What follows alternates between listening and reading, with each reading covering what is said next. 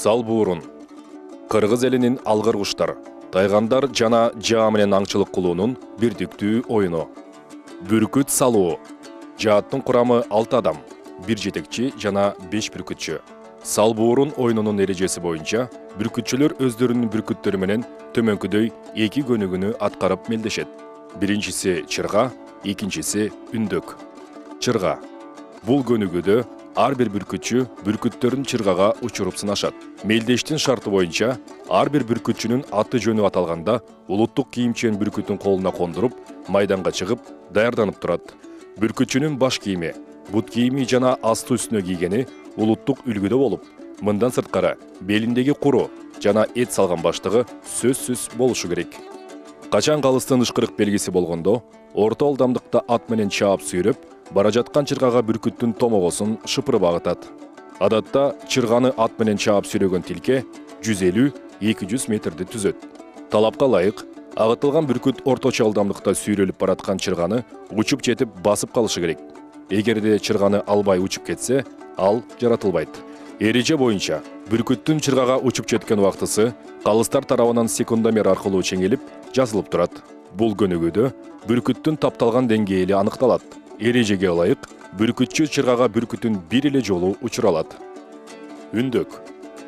Бул көнүгүүдө мелдештин катышуучулары бүркүттөрдү 200 метр аралыктан туруп, колго чакырып үндөшөт. Калыстын белгиси боюнча бүркүтчү жогорудагы аралыкта жерге кондурулган бүркүтүн колундагы жемди, этти көрсөтүп, үндөккө чакырышат. Бул учурда бүркүтчүгө калыстар тарабынан жардам берилип, жерде конуп отурган бүркүттүн томогосун шыпырып алып коет. Эреже боюнча бүркүттүн жерден көтөрүлүп, ээсинин колуна учуп келүү убактысы эсептелинет. Эгерде ээсинин колуна конбой учуп кетсе, ал жаратылбайт. Ар бир катышуучу үндөктү жөө туруп, же ат үстүнө туруп аткарса болот. Бирок ар бир катышуучуга бир эле жолу үндөккө чакырууга мүмкүнчүлүк берилет.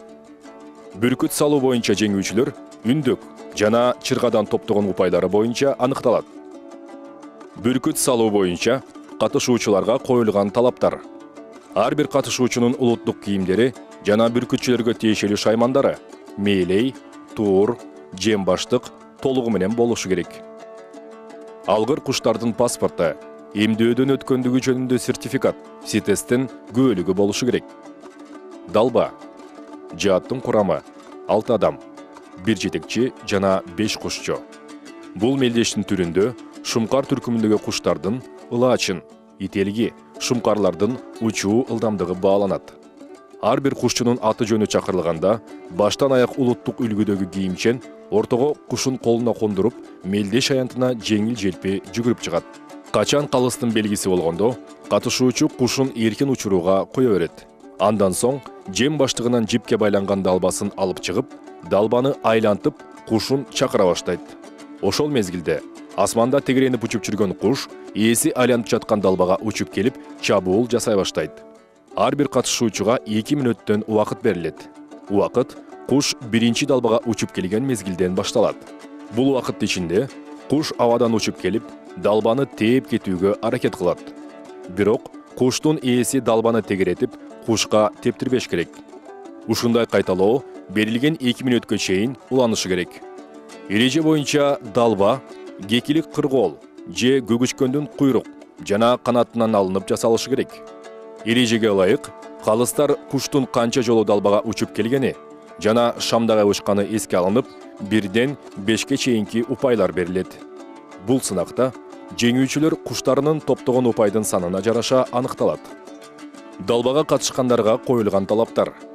Ар бир катышуучу улуттук кийим менен чыгыш керек жана кушчунун шаймандары, мээлеи, тууру, жем баштыгы толук болушу керек.